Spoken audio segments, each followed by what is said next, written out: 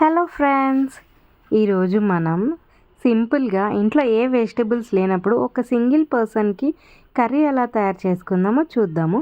ఒక ఆలు, ఒక క్యారెట్ని ఇట్లా సన్నగా కోసేసుకొని, ఆనియన్, అలానే ఒక 2-3 టమాటాలు కూడా కోసి పెట్టుకుందాం. తర్వాత బాండీ పెట్టేసుకొని ఆయిల్, జీలకర్ర, ఆవాలు, మినపప్పు, శనగపప్పు, 2 ఎండుమిర్చీలు కూడా వేసేసి అవి ఫ్రై అయ్యాక అందులోకి ఆనియన్ యాడ్ చేసేసి అవి గోల్డెన్ బ్రౌన్ కలర్ వచ్చేదాకా ఫ్రై చేద్దాము.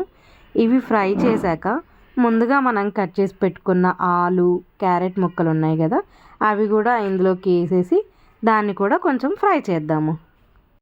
ఇలా వీటిని కూడా ఒక 2 మినిట్స్ ఫ్రై చేసేద్దాము. దాని తర్వాత ఇందులోకి కొంచెం పసుపు కూడా యాడ్ చేద్దాము. పసుపు యాడ్ చేశాక కొంచెం రుచికి తగినంత సాల్ట్ కూడా యాడ్ చేద్దాము. ఇవి యాడ్ చేసి ఒక 5 మినిట్స్ అలా ఫ్రై చేస్తూ ఉందాము. తర్వాత ఇందులోకి ఒక 3-4 టమాటోస్ కట్ చేసుకున్నాం కదా, అవి కూడా యాడ్ చేసేసుకుందాము.